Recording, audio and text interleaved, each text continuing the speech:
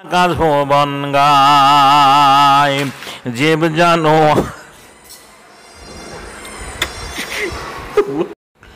আলহামদুলিল্লাহ আলহামদুলিল্লাহ নাহমাদুহু ওয়া নাস্তাঈনুহু ওয়া নাস্তাগফিরুহু ওয়া নু'মিনু বিহি ওয়া নাতাওয়াক্কালু আলাইহি ওয়া নাউযু বিল্লাহি মিন শুরুরি আনফুসিনা ওয়া মিন শুরুরি আনফুসিনা মিন সাইয়্যাতি আমালিনা মান ইয়াহদিহিল্লাহু ফালা মুদিল্লা লাহু ওয়া মা ইউদ্লিল্লাহু ফালা হাদিয়া লাহু ওয়া আশহাদু আন লা ইলাহা ইল্লাল্লাহু ওয়াহদাহু লা শারীকা লাহু ওয়া আশহাদু আন্না মুহাম্মাদান আবদুহু ওয়া রাসূলুহু أما بعد فخير الحديث كتاب الله وخير الهدي وهدي محمد صلى الله عليه وسلم وشر الأمور محدثاتها وكل محدثة بدعة وكل بدعة ضلالة وكل ضلالة في النار أعوذ بالله من الشيطان الرجيم بسم الله الرحمن الرحيم يا أيها الذين آمنوا استعينوا بالصبر والصلاة إن الله مع الصابرين আল্লাহ তে যান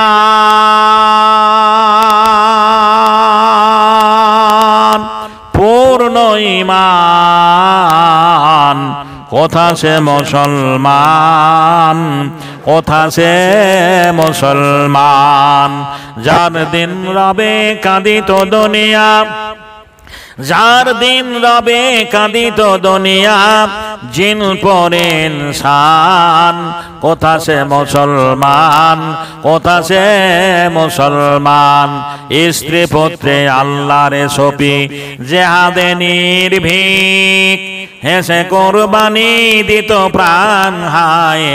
আজ তারা মাগে ভিক কোথা সে আরি পাল্লা ছাড়া ত্রিভুবনে ভয় করিত না যারা আজাদ করিতে এসেছিল যারা আজাদ করিতে এসেছিল যারা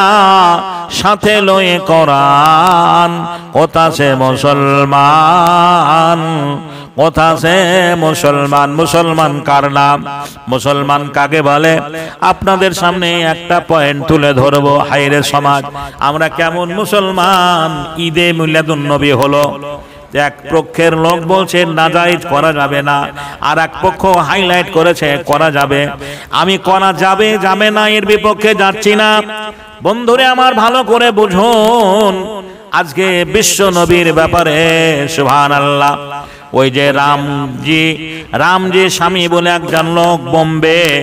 আল্লাহর নবীর উপরে বৃদ্ধাচরণ করেছে সুবহানাল্লাহ সমাজ নীরব সত্য না মিথ্যা জোরে বলেন জি যারা বন্ধুরে আমার একজন আলেম জি বন্ধুরে আমার শুধু ফতুয়ায় ব্যস্ত যেমনি রোড কন্ট্রাক্টর নাই কোনখানে গাড্ডা আছে কোনখানে গর্ত আছে খাল আছে মেরামত করতে থাকে জি ন্যাশনাল হাইওয়ের উপর আমরা দেখি তো একজন আলেম শুধু ফতুয়া নিয়ে ব্যস্ত তারাবি 8 রাকাত না 20 রাকাত করে কাত হবে মনে হচ্ছে ও ঠিকাদার নিয়ে বসে আছে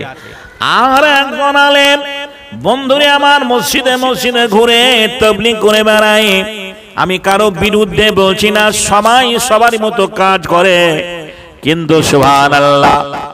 ভারতের সবচেয়ে মুসলমানদের বড় সম্পদ ওয়াকাফ বোর্ড এই ওয়াকাফের সম্পত্তি যারা ব্রিটিশ পিরিয়ডে দেশ ভাগের সময় যারা ওই সমস্ত সম্পত্তি ফি সাবিলিল্লাহ আল্লাহ রাস্তায় জমা দিয়েছেন সুবহানাল্লাহ এই তিলে তিলে ওয়াকাফ সম্পত্তি মুসলমানদের হাতছাড়া হয়ে যাচ্ছে এর ব্যাপারে কোনো আলেম সোচ্চার নয় এই ব্যাপারে কোনো আলেম আন্দোলনের পক্ষে নয় বন্ধুরে আমার অফিস আদালত ঘেরাও করতে হবে মিটিং মিছিল করতে হবে পিটিশন জানাতে হবে জি রাজ্যকে জানাতে হবে এমএলএ এমপিদের বলতে হবে আর কেন্দ্র সরকারকে জানাতে হবে আন্দোলন বৃহত্তম আন্দোলন হবে, গোটা ভারতবর্ষ কেঁপে উঠবে। এই ব্যাপারে কারো বন্ধুরে আমার নেই,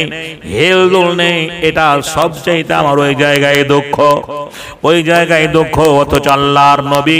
1450 বছর আগে বলেছেন, আল ওলামে ওয়ারাসাতুল আম্বিয়া, আলেমরা হচ্ছে নবীদের ওয়ারিস, এরা ইসলামের কর্ণধার, এরা ইসলামের দাঁড়িটাকে ঠিকভাবে রাখবে, এরা ইসলামকে আঁকড়ে ধরবে।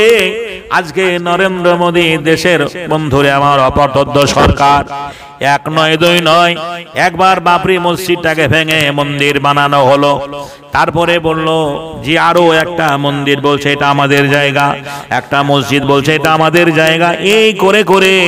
সব জায়গাগুলো মুসলমানদের হাতছাড়া হয়ে যাচ্ছে। হানাফি, আহলে হাদিস, দেওবন্দি, বেরেলি,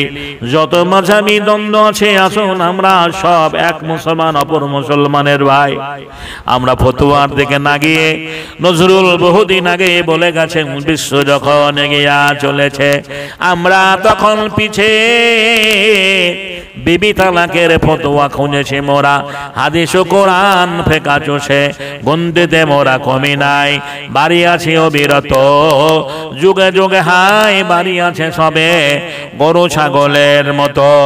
আজ বিশ্ব সুবহানাল্লাহ দিনের পর দিন রাশিয়া এগিয়ে গেল, আমেরিকা এগিয়ে গেল, পাশ্চাত্য দেশের মানুষেরা বন্ধুরে আমার যে দিনের পর দিন তারা প্রতিষ্ঠিত হলো, আর দেশের মুসলমানরা, ভারতবর্ষের মুসলমানরা সুবহানাল্লাহ হানাফি, দেওবন্দি, বেরেলি, আহলে হাদিস এই করে করে সুবহানাল্লাহ ডিভাইড হয়ে গিয়ে ভাগ হয়ে গিয়ে ছন্নছাড়া হয়ে গেল। মুসলমানদের আগামী দিনে পায়ের তলায় মাটি থাকবে কিনা সন্দেহ রয়েছে। এই যে ওয়াকফ বোর্ড বিল পাস করেছে, যে ওয়াকফ বোর্ডের উপরে আজকে আঙুল তুলেছে, যে ভারতবর্ষে যত ওয়াকফ সম্পত্তি রয়েছে, এই ওয়াকফ সম্পত্তিটা জি সরকারি কি বলছেন দপ্তরের কাছে চলে যাবে, সরকার নিয়ন্ত্রণ করবে। সরকার নিয়ন্ত্রণ করলে পরে ওয়াকফ সম্পত্তির উপরে মন্দির হতে পারে, ওয়াকফ সম্পত্তির উপরে আরো ধর্মীয় কোনো অনুষ্ঠান হতে পারে। জি বন্ধু আমার, ভাইরা আমার, আপনার ঈদগাহের উপরে হস্তক্ষেপ হবে, মাদ্রাসার উপরে